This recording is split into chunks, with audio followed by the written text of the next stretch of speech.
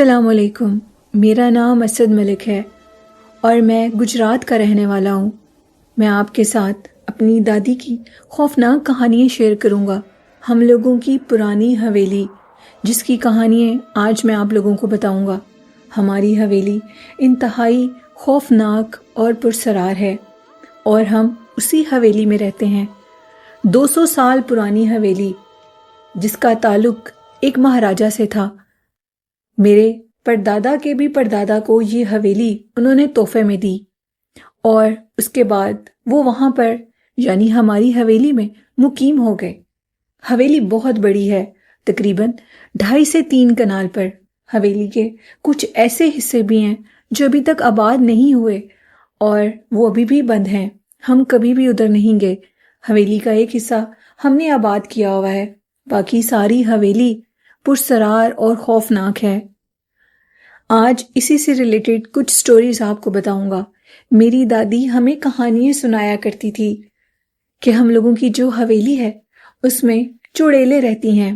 ایک دفعہ میرے پردادا چھت پر سو رہے تھے، اچانک سے ان کو یہ محسوس ہوا جیسے کوئی ان کو چارپائی کے نیچے سے مار رہا ہو۔ جب ان کی آنکھ کھلی تو ان کے سامنے 10 سے 15 عورتیں کھڑی تھیں۔ ساری عورتیں ایک ہی شکل کی تھیں، چاند کی چاندنی میں وہ چمک رہی تھیں، سفید لباس میں تھیں اور بال بہت لمبے تھے۔ وہ ساری عورتیں میرے پردادا کو مار رہی تھیں اور یہ کہہ رہی تھیں کہ اٹھ کر نیچے چلے جاؤ۔ پردادا نے کہا، اگر اب میرے قریب آئی تو تم لوگوں کو اپنی پڑھائی سے جلا دوں گا۔ وہ عورتیں دور جا کر کھڑی ہو گئیں اور ایک ہی سمت میں ڈانس کرنے لگیں۔ وہ ساری کی ساری چڑیلیں تھیں، یعنی جو حویلی کے اندر مقیم تھیں۔ سننے میں آتا تھا پرانے وقتوں میں اس حویلی کے اندر جو راجہ تھا وہاں کا، وہ وہاں پر لڑکیوں کے، عورتوں کے جو پہلے وقتوں میں وہ ڈانس جو ہوتا تھا وہ ہوتا تھا ادھر، اور اس کو دیکھ کر وہ بہت خوش ہوتا تھا۔ وہاں پر رقص کی محفلیں سجتی تھیں۔ اس کے بعد یہ واقعہ پیش آیا اور پھر دادی کہتی ہیں کہ میں اپنے جس کمرے میں رہتی تھی وہ اس مہاراجہ کا مندر تھا، یعنی مہاراجہ بھی پردادا کے ساتھ اسی حویلی میں رہتا تھا۔ اور ان دونوں کی ایک دن ایسی لڑائی ہوئی کہ مہاراجہ نے میرے پردادا کو چھوڑ دیا اور اس کے بعد ان کا خرچہ بھی بند کر دیا۔ مہاراجہ نے بہت کوشش کی کہ یہ حویلی وہ پردادا سے واپس لے لیں، لیکن پردادا نے کچھ ایسے عمل کیے اور ان عمل کے نتیجوں میں جنات ان کو روز 4 سے 5 سونے کی اشرفیاں دیا کرتے تھے، اور پھر وہ اشرفیاں جوڑ کر پردادا نے مہاراجہ کا قرضہ اتارا اور اس حویلی کو اپنے نام کر لیا۔ مہاراجہ جب وہ جگہ چھوڑ کر چلا گیا اور جو انہوں نے خریدی جگہ، تب اس کے اوپر مندر لکھا ہوا تھا اور اس مندر کو پھر وہ ختم کر دیا گیا، اور اس کے بعد وہ مندر ایک کمرے کی صورت اختیار کر گیا اور اس میں میری پردادی رہا کرتی تھیں۔ پردادی کا کہنا تھا، مجھے یوں محسوس ہو رہا تھا کہ جیسے مندر کی جو فرش ہیں ادھر کوئی چیزیں لوہے کی پھینک رہا ہو، اور وہ آواز بہت زیادہ تنگ کرنے والی تھی۔ جب میں خوف سے اٹھی تو میں نے دیکھا ایک عورت سرخ ساڑی میں، جس کا پلو انتہائی لمبا تھا، اس کے بالوں میں گجرا لگا ہوا تھا اور وہ دیوار کے ایک کارنر پر کھڑی دادی کی طرف کمر کیے ہوئے تھی۔ دادی نے پوچھا، تم کون ہو؟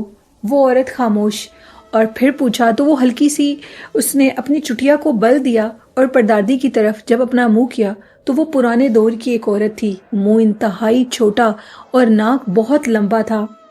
پردادی نے جب اس کو دیکھا تو وہ ڈر گئی اور پوچھا، کون ہو تم اور اس کمرے میں کیا کر رہی ہو؟ یہ کمرہ میرا ہے۔ جس پر اس عورت نے کہا، یہاں پر آج سے 200 سال پہلے ہم رہا کرتے تھے، تم یہاں پر کیا کر رہی ہو؟ میرے کمرے سے نکل جاؤ۔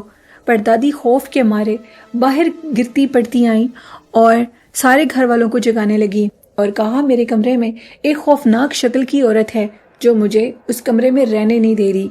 اس کے بعد وہ کمرہ بند کر دیا گیا اور وہ جو مندر تھا، یعنی اس کو انہوں نے کمرے کی صورت دے دی تھی، اس مندر نما کمرے کو بند کر دیا اور دوبارہ حویلی کے اس حصے کی طرف کوئی نہیں گیا۔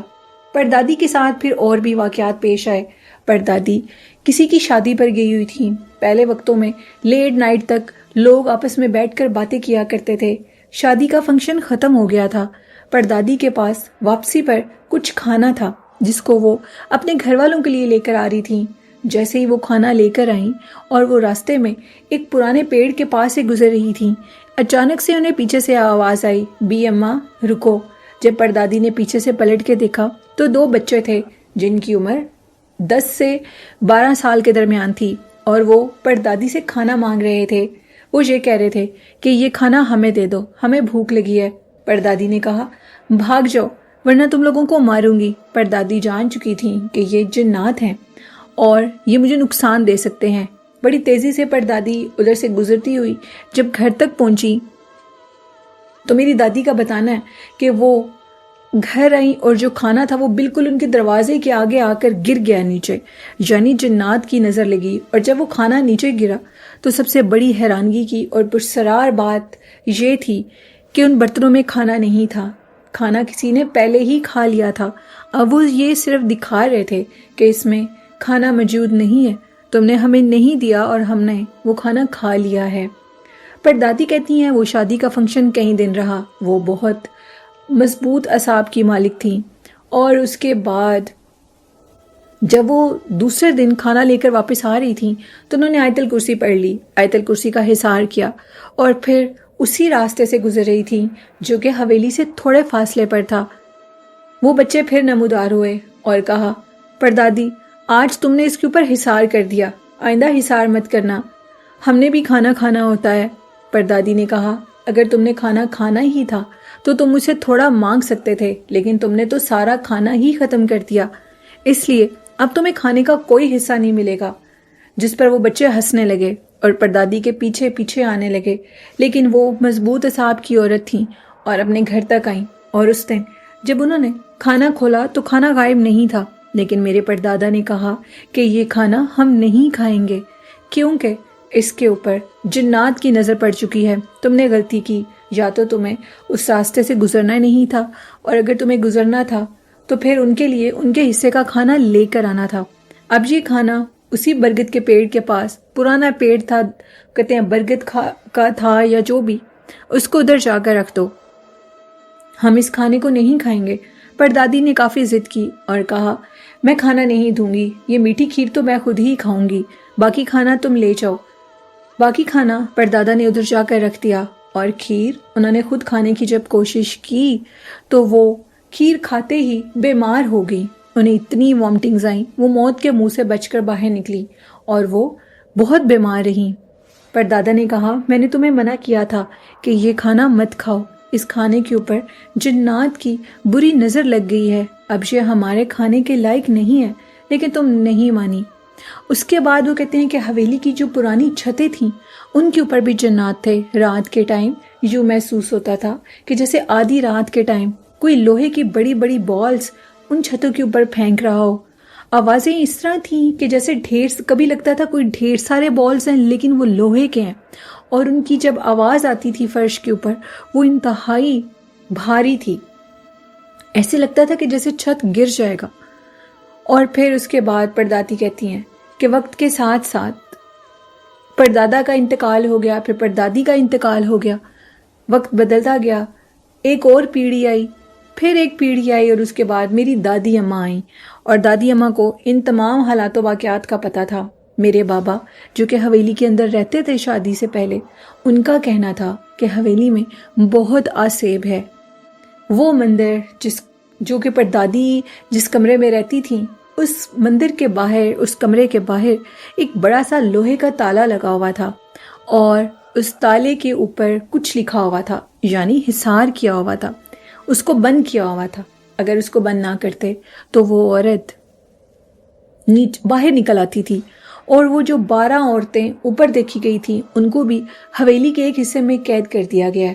آج تک حویلی کے اندر خوفناک چیخوں کی آوازیں آدھی رات کے ٹائم چاند کی آخری تاریخوں میں آیا کرتی ہیں، آوازیں انتہائی بھیانک ہیں۔ اسد کہتے ہیں یہ کہانی بالکل حقیقت ہے، ہم لوگ اس دنیا میں آئے، ہم لوگ ادھر رہنے لگے، ہمارے بہت سے دوست اس حویلی کو وزٹ بھی کرتے ہیں۔ حویلی بہت خستہ حال ہے، کئی چھتیں گر گئی ہیں، کچھ حصہ ہم نے اس کو بچا کے رکھا ہے کیونکہ وہ ہمارے پرکھوں کی پرانی یاد ہے، اس کو ہم خراب نہیں کرنا چاہتے۔ حویلی کے بہت سے حصوں کو گرا کر ان کو نیا ڈالا گیا ہے۔ حالات و واقعات بدل گئے ہیں، لیکن آج بھی حویلی کے کچھ حصے اندھیرے میں ڈوبے ہوئے ہیں، ان میں کوئی نہیں جاتا، ان میں آج بھی وہی جنات رہتے ہیں۔ مندر والے کمرے کے باہر ہمیشہ ایک سونے کا سکہ ملا کرتا تھا جب تک دادی زندہ تھیں۔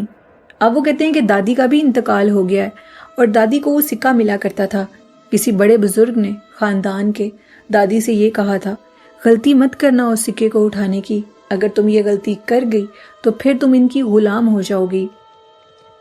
دادی نے یہ بھی بتایا تھا کہ مندر کے اندر انہوں نے ایک مرد کی بھی دیکھی تھی، روح دیکھی تھی، جنات جو بھی جو بدروحیں ہوتی ہیں وہ دیکھی تھی، کیونکہ روحیں تو مرنے کے بعد واپس نہیں آ سکتی، تو انہوں نے وہ بھی دیکھی تھی، جو کہ وہ کہتے ہیں کہ وہ پرانے بادشاہی لباس میں تھا اور محسوس ہو رہا تھا کہ جیسے وہ کوئی بادشاہ ٹائپ ہو۔ اس کے بڑے لمبے بال تھے اور داڑھی بھی بہت لمبی تھی۔ سر کے اوپر سونے کی ایک ٹوپی تھی اور ہاتھ میں ایک سٹک تھی جو کہ غالباً سونے کی لگ رہی تھی، اور وہ ایک رات پردادی کے کمرے سے باہر نکلتا ہوا میری دادی کو دکھائی دیا۔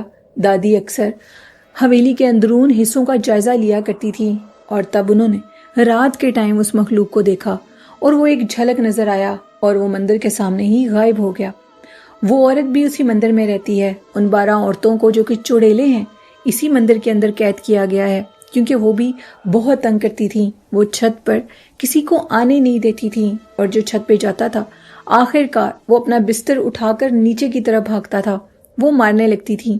اگر پانی رکھا جاتا تھا تو اس پانی کو بھی اٹھا لیتی تھیں، پانی غائب کر دیتی تھیں۔ اکثر لوگ جب چھت پر اکٹھے سویا کرتے تھے، اسد کہتے ہیں جب پرانا وقت تھا تو ایک دن میرے پردادا کے کچھ رشتہ دار کزن آئے ہوئے تھے۔